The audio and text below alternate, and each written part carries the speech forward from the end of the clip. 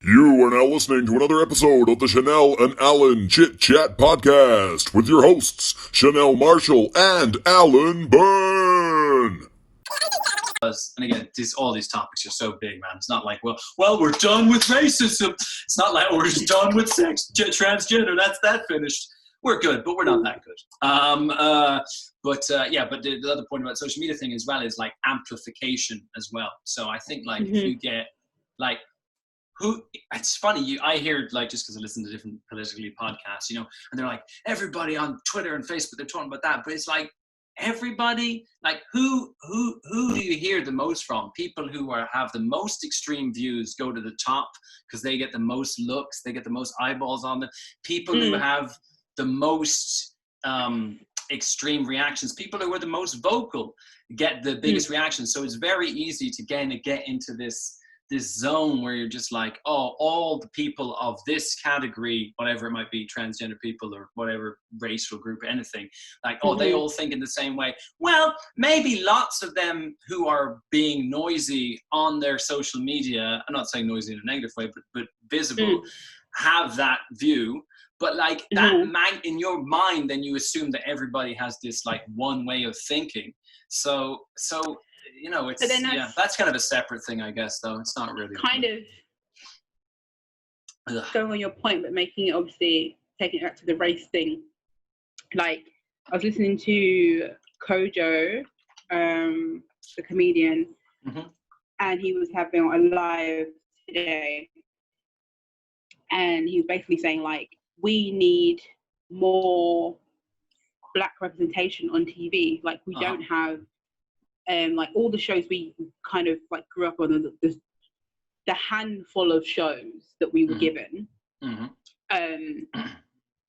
they just took them off air. Like they were getting views, like mad views, but they just took them off of air. And it's like, where were like the merchandise deals, where all those kind of things that they're pulling in big numbers. Like one of the shows we had, which was The Real McCoy, and like that was at one point that was getting like 2 million views per like episode, and that was back in like the 90s, right? I take 2 million views.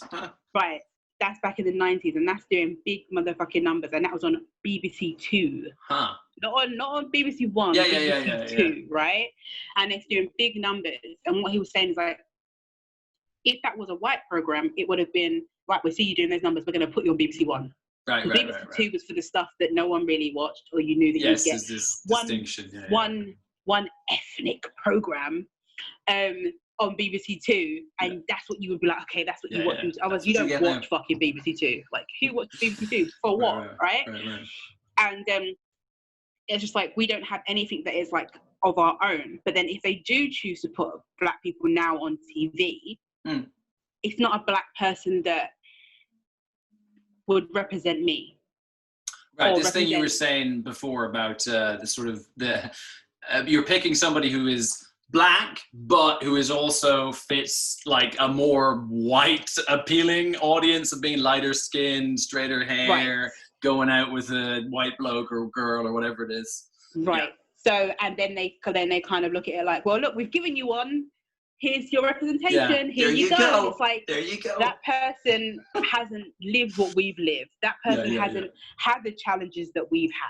Like, they may have had some, but not all. The relation like, here, right. And it's like, but you want to put that person on and be like, yeah, we've given you that. That's fine. So you guys should be happy with that, right? And it's like, no. Or, for instance, like, he made a reference to the fact that like loose women, now they have Judy Love on there. Right, and before they had Jamelia, but it's always one Black person. Right. But then you have the rest of them are all white. Okay, yeah. So why do we only get one person of color to represent us? Yeah. But you guys have 3 others. Yeah. How does that make sense? Yeah. Like they always act like there's only one seat at the table.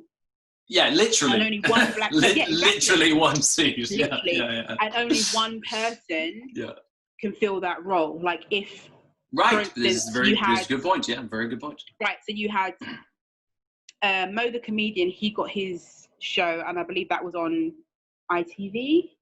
Fuck, don't ask but then that was like, that's one show. for black people, right? That's hosted by a black comedian, right? One. Then you have Big Nasty on Channel 4, which it comes on uber fucking late. 11 o'clock, like, yeah, what I've the seen fuck? something, clips of that, yeah, but I don't watch TV. I don't even have a TV, but yeah, I know what you're saying. Right, but there's nothing nowadays that gives you a reason to watch TV. I don't watch TV. So, and then the fact that you're putting something on that's so late, there's no incentive for me to be like, oh, yeah, let me make sure I watch that. Like, I may catch it on like the apps or whatever on the replay, but it's like, I've got to wait until 11 o'clock. And if you're working a 9 to 5, right? And you still have to get up and go to work. Fuck, man, you want to really like Big Nasty. Like, you want to be really into him. Exactly. Like, and you still have to get up and go to work the next day. It's not feasible, right? No. And it's just like, but once again, it's like, we give you one. Yeah, but I think you this, need to be happy. I think this comes back to, again, it's all revolving around similar problems, which is this idea of like categories. Like, we make a category that we try to just include everybody in it, right? So it's like, you know, so let's imagine, right, if all black people are the same, right, in the sense of their, let's just take skin tone, something like that, right? Skin tone, right? Then actually only having one black person on the show is, in terms of skin tone, is less of a problem, because then that would be, that is actually representing all the people of that literal, just talking about skin tone, color, right? Right? No. I'm just, no, okay. No, I'm just. Because, I get what you're trying to say. I'm in shock now. You know, I'm not, just I'm taking one category, like, you know. Yeah, I know. But what I'm saying is that one category, what you're trying to say is reductionist. It doesn't make sense to me, because if someone was to think that way and think, okay, right, so if we're all the same, for instance, every black person is the same skin color, there is no shade difference, right? Yes. Well, then why is there only one of us, and if we go to Loose Women, 3 white people? Yeah, exactly. That's what I'm saying. Like, that train of thought, the example you were trying to give. It's still illogical, because they are all the same skin tone as well. So we only need one of them as well. Yeah, it's good. That's good. Exactly. But, there should be. Yeah, that's good. That's very true. One black person, right? One Asian person, one white person. Yeah. And I don't know what other race there is, but yeah, like, it should be. That's the 3. That's it. I was just like, I know what you mean. What races are they? A lot of people come under the category of being brown, right? So, you know. And that's an issue in itself. Yeah. There should be a plethora.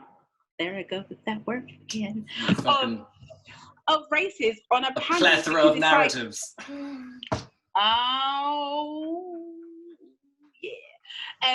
Yeah, like, it should be that case, because then everybody is represented. And it's like, it's funny how what Kojo was saying, which I was just like, oh my God, this is just so true, is that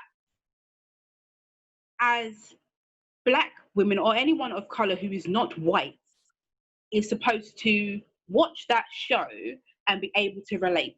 Right. Yeah. We have to relate and 100%. Be like, oh, this is relatable. Let's watch this. It's Loose Women. Okay. Absolutely nothing against those ladies, right? No. It's not targeting this show in particular. So we have to. Look, there's me putting a little plaster on to make sure. Yeah, just in case you get invited on. She's really good on this show. Oh wait, have you seen episode 17 where she talks shit? Fuck her. You know what I mean? Just making sure I'm all white. Yeah. So I'm like, it shouldn't be like, we have to watch that and we have to be able to relate. So why isn't there a show where it's just black people, and then maybe there's one white person in it, and then you guys should be able to relate? Sure. Why can't you relate? Why can't you? Yeah. Why doesn't it work the other way? Yeah.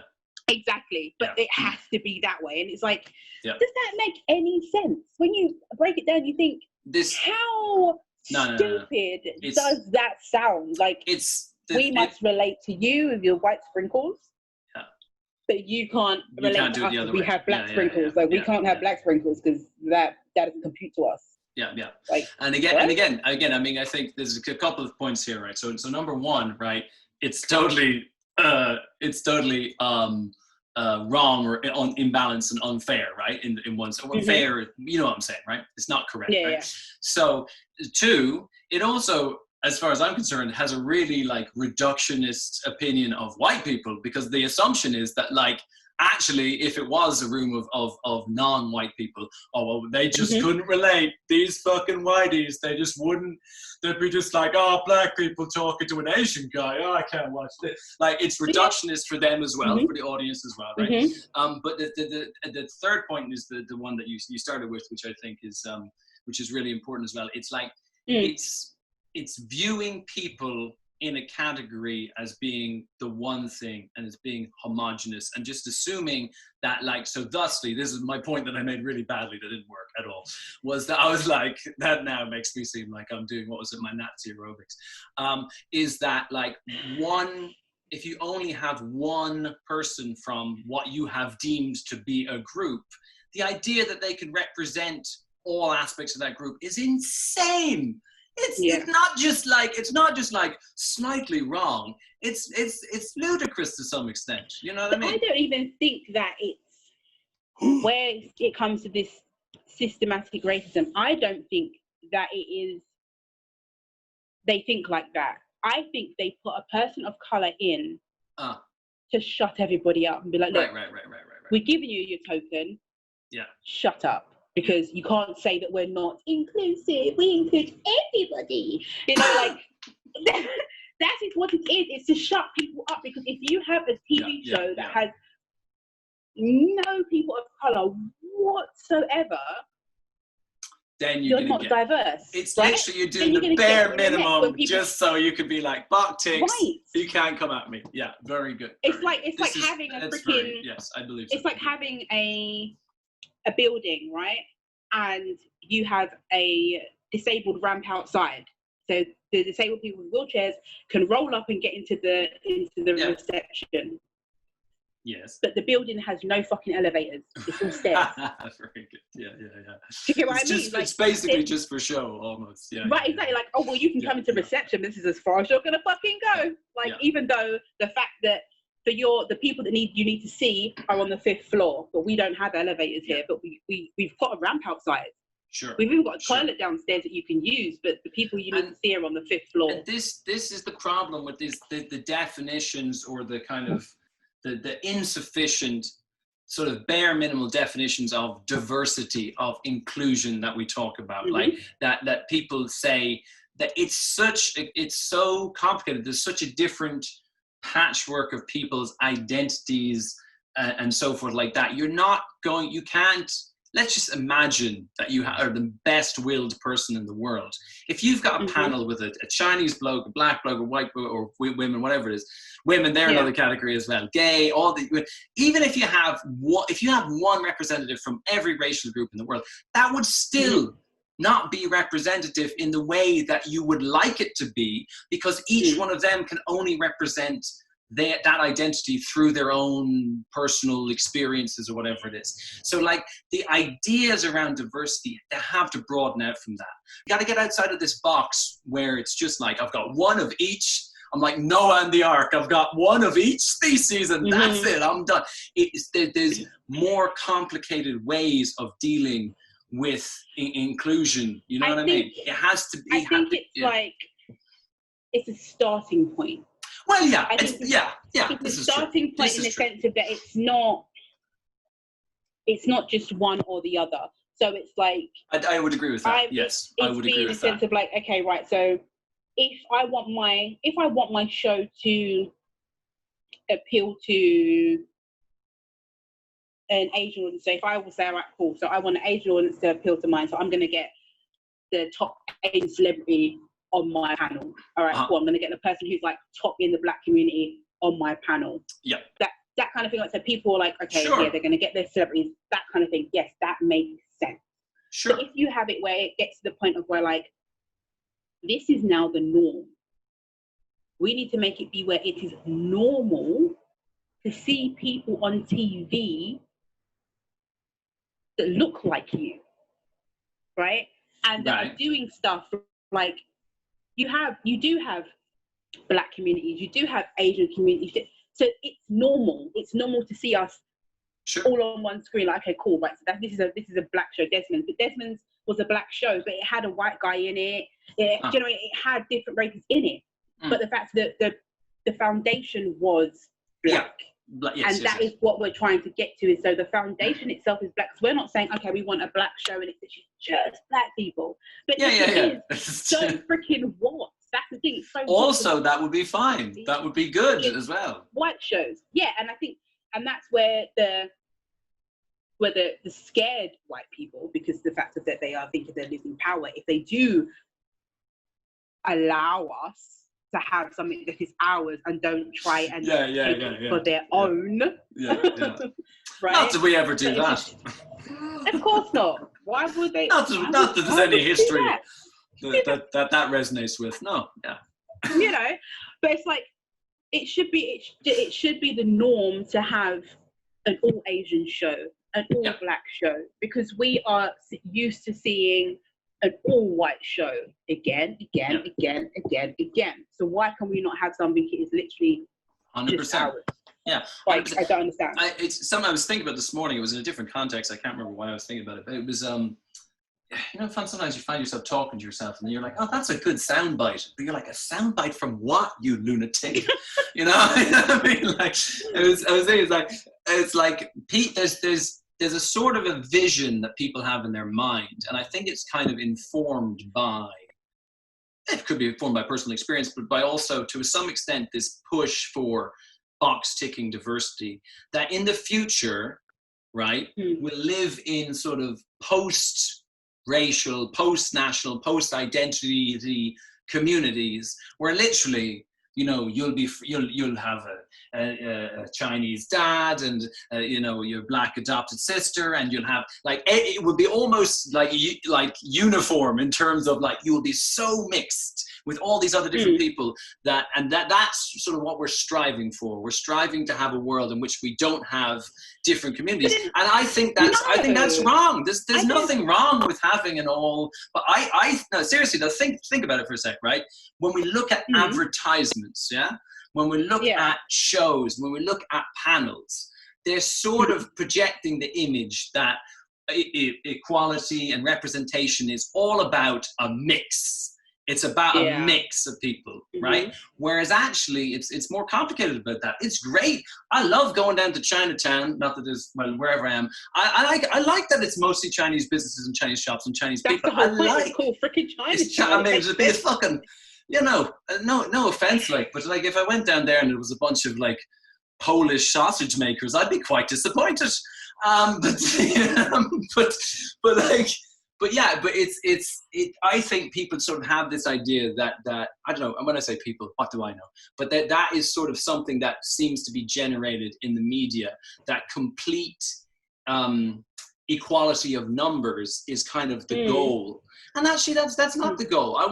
If most of, like, is it a bad thing that maybe most of this person's friends are black, or most of that person's friends are white, or most of them are Asian, whatever it is? It's not a bad thing in itself, as long as they're an open-minded person, as long as they treat everybody with respect. I think now, as a caveat to that, I think it's good for your own brain to interact with people outside of your cultural norms or spaces. I think that's good for your personal development. But I don't think you're a bigot just because you're Pakistani and most of your friends are.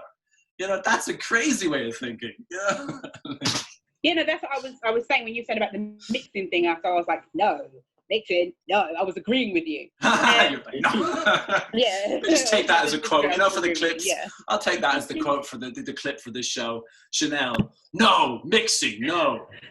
But it's true. It's like it's one extreme to another. It's like, okay, so you want to be inclusive. Okay, right, so we have to include everyone, and you have to this big old melting pot. We've got to mix, and no one knows where they came from anymore. Yeah, there's just erase all of culture, erase history, erase everything. Everyone's just all together. Okay, then no one has any backbone anymore. Like, we don't have anything like the foundation to build off of, because we're just mixing. Okay, that's just what you wanted. That's what you got. Beige soup. Like, I 100% agree. Like, it's just they have taken it's one extreme to another. But I think we just need that representation to be out there. So it makes you feel different. Like, I have to watch stuff online, and it's American stuff that like, and they're black shows, and I'm like, so that's where I get my black fix per se. Yeah, like, very good, very interesting. You know, and it shouldn't be like that. No, it shouldn't be where I'm going to open mic nights and it's just me. It's me again. It's me again. Like, why is that? You're saying that now, Chanel. There'll be 10 new black female comedians inspired by you, like getting the rounds of applause, and you'd be like, "These fucking bitches! I was here to start." This is the thing, but then it's like, I would welcome that, because the thing about it is, it's like, I know. But the first initially, my first thing would be like, okay, like, her jokes are gonna be, are they gonna be like mine? But then it's like, no, because if you're not gonna be stuck in that, let me tell the black stereotypical joke, right. like, oh, funny, like, then your stuff's not gonna be the same. Yeah. Do you know what I mean? Your delivery's gonna be different. Like, for instance, when we went to what was it? I think it was Healing Comedy. It was the last time it was in that pub. Oh yes, with that the MC who is a lunatic. He's great, but a nutcase. Yeah. Right now, and there was the other black lady there. I can't remember what her name was. I also don't remember, but she was cool. Yeah, she was good. Right great, now, great and for me, I was like, yes, there's another, and I didn't realize that she was actually going to perform, and so I was like, oh my god, yes, another black female, like, yes, like, besides even performing, yeah, and it was just like, okay, and then the fact that she's performing, and I'm like, I can relate to her stuff, but it wasn't just like the fact that everyone else there was like white. It didn't stop them from being able to relate or finding her stuff funny. Not at all.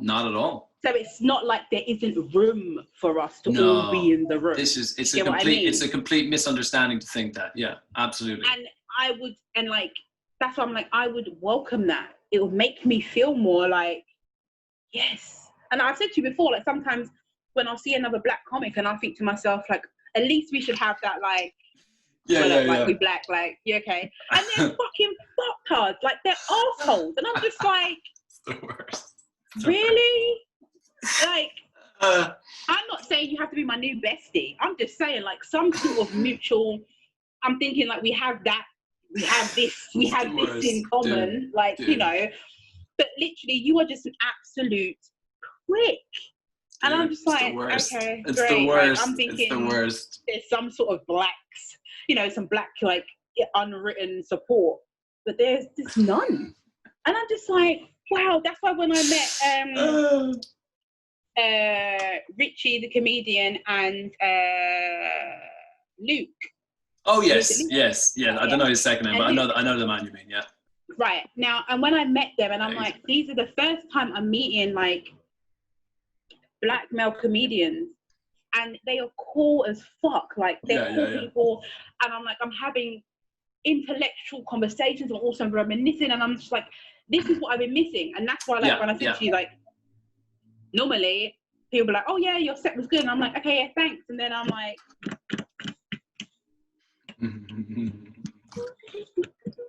okay, can I go now? Like, because there's nothing there, but like, they stimulated me, and I was just like, oh my god, like, okay, yeah, cool. I'm asking them questions, they're giving me knowledge, that type of thing. And it's like, that's how I wish it was all the time. Yeah, but that's literally, they're not even there. But I was going to say, it's not, I don't think this is a problem with black comedians or something. It's what it is it's literally, it's about numbers, right? Because like, if you go to a comedy night, right, and 9 out of 10 of the comedians are white, right? Imagine that.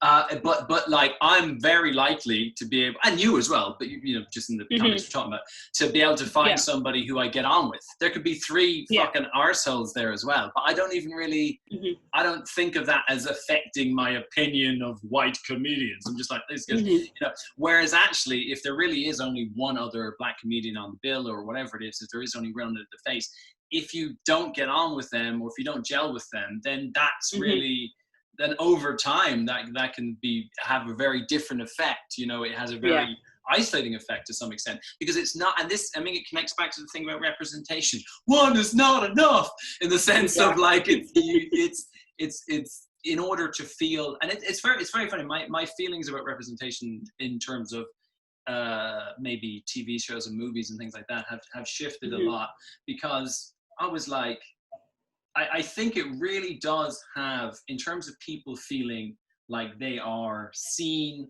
or that they are a part of the broader culture, that to see representations of themselves and people who they can actually relate to and things on screen, in shows, that affects how you feel about your society, man, and how you feel a part of it and how you feel seen and recognized by it. Whereas in the past, I was kind of like, you know, I'd watch a show with Chinese people, I don't care. I'm like, yeah, you don't care, but you don't ever have to get into the space. Well, I suppose I did when I was in China, actually. That's a bad example.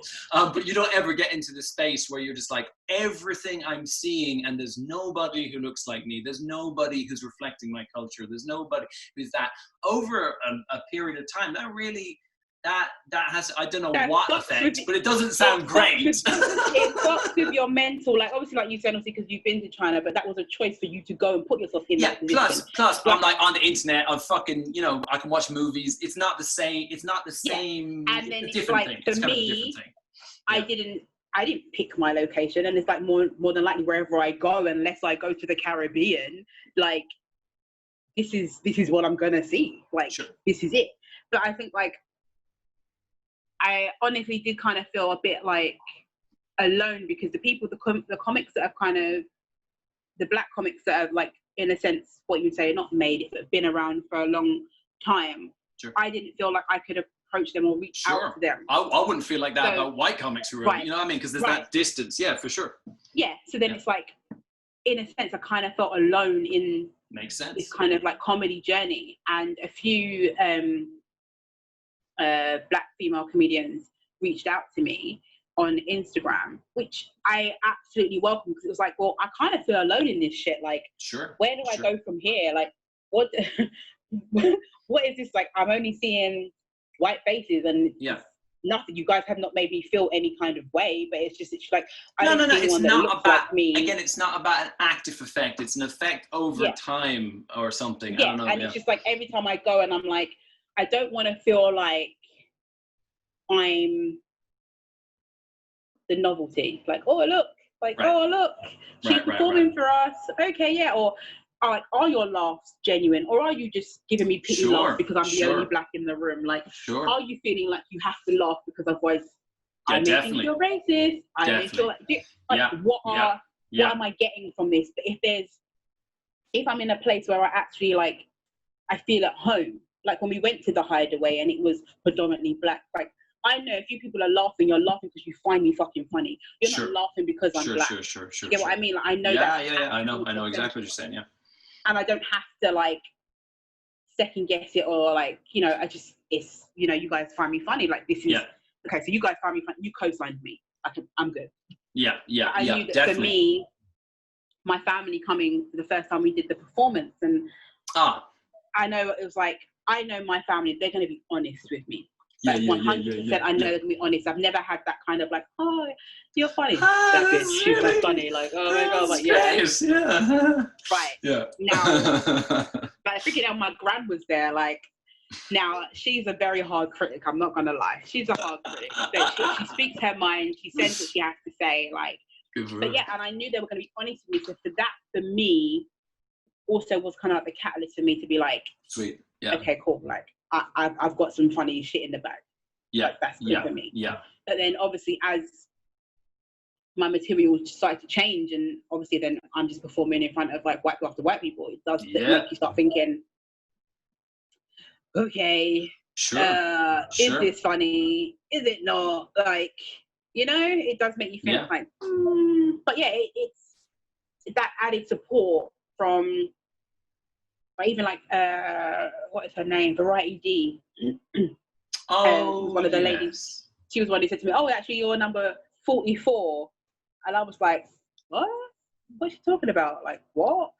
And yeah, she was like, "You're the 44th Black female British comic," and I was like, "Holy shit! I didn't even know. Like, what the fuck?" Like, she's actually going through and she's actually counting. Wow! Like, Holy that's shit! The fact of like how small the pool is of Black female. If comics. that is true, that is nuts, man. That is nuts. And that's when like she reached out to me. I think it was like, I want to say.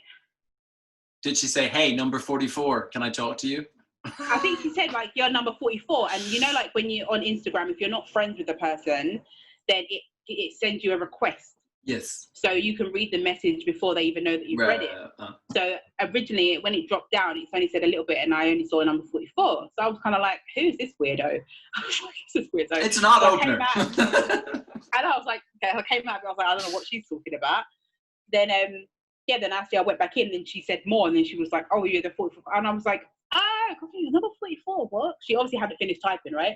Yeah. And I was just like, okay, wow. And I was like, does she mean new? She must mean new comics, right? Because that makes sense, right? Open mic or whatever it is. Like, full stop. In total, like, you know? That's I was crazy. just like, that's nuts, man. What the fuck? What the fuck? And it's mad.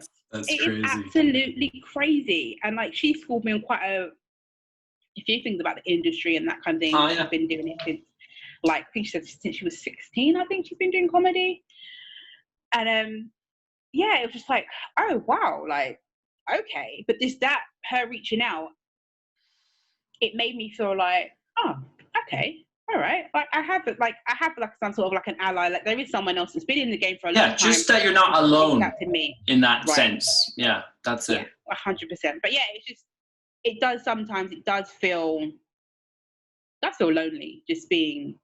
Of course, I'm sure. I'm absolutely sure it does. Only one. Yeah. And then you kind of feel like you are the representative. Right, again, tapping into this thing that we were talking about before, the pressure to represent, not just to be yourself, to be the one, letting go. And again, that's the thing about where I was saying about the representation thing that I just think of as being different than before in terms of like numbers really do matter, like seeing people who reflect your own experiences and things like that. That really, it might not, like you can watch a show today, I'm sure that's the Friends or whatever it is, white people show. You can watch that and you can like that, and that doesn't make you feel anything negative at all.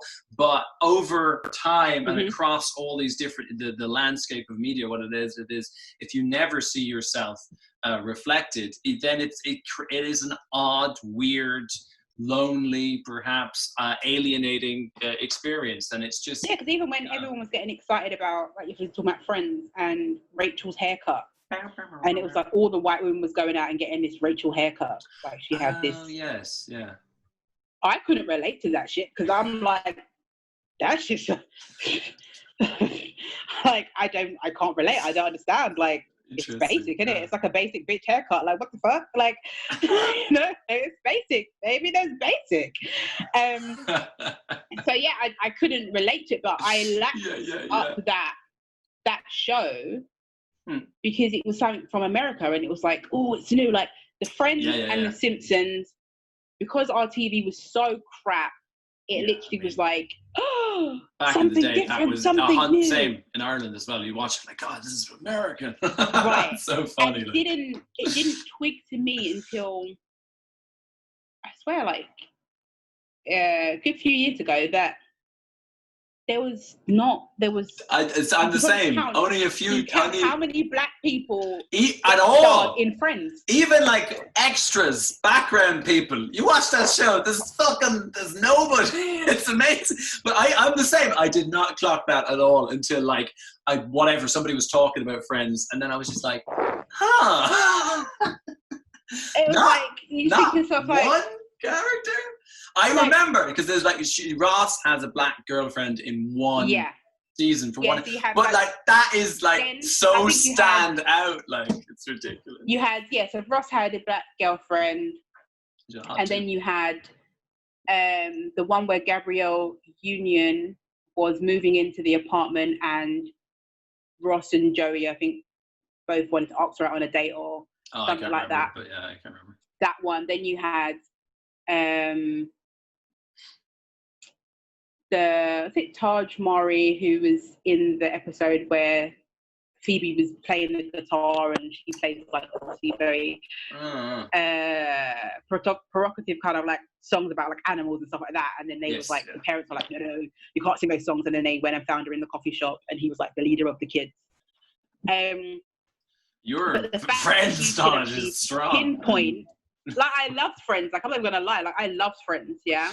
And literally, I was like, the fact that I can think back and pick out and be like, that shows there's a fucking problem. Exactly. And then what? So Ross is the only. Oh no! So that same girlfriend that Ross had, Joey dated. Oh, that's right. Yeah. But Ross is the only one that has a black girlfriend and an Asian girlfriend. Okay. Yeah. Yes, because of course. Yeah. Okay. Yeah. Very good. Yeah. It's crazy, man. You know, it's crazy. It is. It's literally, you just think so. Wow. Yeah. Like 10 seasons, and there wasn't like someone who was in it consistently. Yeah. I mean, not just consistently, for more than a handful of episodes. You know what I mean? Like, the thing was fucking even if it had been a consistent girl, not I'm making excuses, but for like one season, there was fucking 7 seasons of the show or something, wasn't there? 5 or something. 10, right? 10 so like, seasons. Really, you're talking. Like, you're not. Why wasn't any one of them? Why wasn't one of the friends? Why wasn't one of them a black person or a person? Well, of course. Yeah, of course. Why not? Right? No, it's just. And then if that's the case, if you didn't want to break up that aesthetic, right? Why the fuck wasn't Gunn for black or Asian? Like, why the fuck wasn't his role? Why wasn't that played by a person of color? Why wasn't that? Like, he could still be in love with freaking Rachel, but he didn't have to be a white man. He didn't have to be. I don't know if I'd want my race to be represented by Gunther, no matter who I am. But yeah, I know what you're saying. So my whole point is like, literally, like, okay, you just had to remove him. Crazy. Like, it's for The Simpsons, their person of color was the Vinny, doctor, right? Vinny? Oh, Vinny, Vinny, what's his name? He had like Lenny and Vinny. Lenny, yes. Yeah. So you had Lenny, and then you had the doctor. And then you had Apu. Well, yeah. Now, supposedly that's wrong. Because I didn't realize he actually wasn't. His voice was. Yeah, I didn't realize that either. It's a white dude. Yeah. Yeah. It's whatever Dan Castellaneta does all the voices, and he does that one too, and blah, blah, blah, yeah. And then I'm trying to think. And then they have the albino boy. He's the one who looks really beige. Yes. Hair. Yes, that's right. Not a major character, I think it's fair to say. But what I'm saying is, like, there was some sort of representation, but not fully. Yeah. But there was, and then the fact that everyone else is yellow, you kind of get the aesthetic that they must. Well, their freaking hair's blue, so she must be white or something. I don't know. But well, no other race can get their hair that blue, can they? Like, unless you know what? This is true. Although, this is true. It's very funny. Everything about The Simpsons is quite realistic, except for the fact that all the white people are bright yellow. Do you know? Yeah. It's very strange. It's not. But I mean, so the Simpsons relatively progressive. I think it's relatively as important as strange. But I mean, the only thing that's positive in a way. Well, I don't know if it's it depends. It's like anything. You can view it negatively or positively. You think about, like, when was Friends? When was the last season of that? Was that 10 years ago? Was that 20 years ago? Whatever it is. I think it's 10. I don't even know. It's got to be more than 10, man. It's got to be more than 10. But right? More than 10. I think the last. I want to say the last episode was 2010. No, that No, sounds maybe. too. That's too. I was gonna say 2010, but then that's not even. I don't think so. I don't know. Anyway, whatever it is, I'll keep speaking. I'm going to Google it. it's it's not that long ago that the whole white cast of Friends was just something that was so normal that actually most people didn't even think about it. They didn't even question it. You know what I mean? Now, maybe, perhaps, I'm sure more people who aren't white people might have questioned it more than white people, but still, in the mainstream white culture, it was just so unquestioned. Now, if that show came out now, it might still come out, but people, I think everybody would cop that straight away, you know, and that is good. So, like, I mean, in terms of as sort of critical as we're being about representation and things not changing and evolving fast enough, which is true, it's 100% true. I mean, it's good that we can look back and say that only 20 years ago, look how fucking ridiculous this is. And 2004. What, 2004? Okay, yeah, shit, man.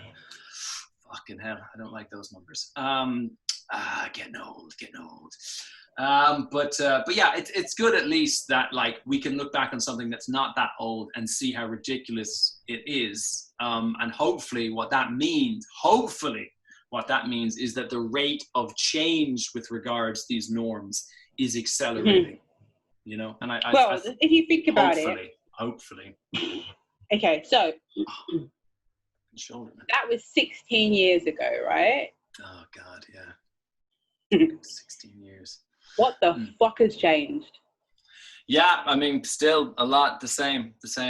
Although, what's a show? What's like a white comedy show now, or any comedy show? I don't watch. You know, I just don't know. I'm not saying it's not true. I just don't. I don't know. This is my problem as well. I don't know enough I just know that there isn't a black one that's replaced. Yeah, for sure. For sure.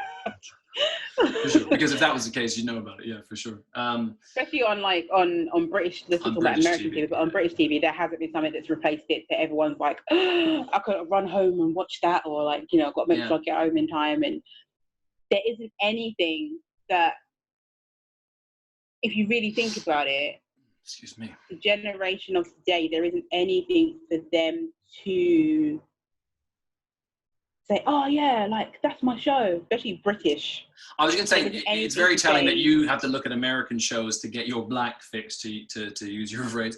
No, but 100%, yeah. So that is very telling. Obviously, at very least, in the British space, there is an absence there that is noticeable for sure. Yeah, or they make like stuff, but then they whack it on fucking BBC iPlayer, BBC Three. That's a bunch of bullshit, isn't it? Like, hey man. BBC Three. Let's take it off of TV. I try to get on BBC Three. Oh, cool. Let's take it off of TV. Like, it didn't matter when it was on TV, right? You could say, okay, fine. Like BBC Three used to actually have a channel, right? Yeah. Now it's all online, isn't it? Right, it's online. What the fuck? It's different, man. It's different. I mean, I think it's. Listen, if you're doing a program that's more, whatever you want to say, progressive, representative, blah blah blah, all the good things. It's great that you're doing it. That's cool. But also, why is it only happening in this space, not on terrestrial television? Yeah, exactly. Right. It's like you can say, oh, and that's the reason why. Yeah, like it's. Oh, that's the black space. Like, okay, all right, great. Like, but also, it's not. The ethnic minority space, because and once again, what do we say? It's not just the ethnic minority space; it's the gender minority space. It's the the sexual. It's just, you get the one place where all the things that aren't like mainstream white whatever go. And again, and that is a problem, because all of those different identities are not a homogeneous block, and it's ridiculous to think of them that way. Let's contain them. We've given you something. Like, okay, well, we gave you lettuce in your burger. We can't give you tomato too. Like, don't be silly. Like, what the fuck? We gave you lettuce. What do you want? Well, we did give it to you, but you got to share it with this guy and that guy and this guy. Right. And that was only one leaf. One leaf.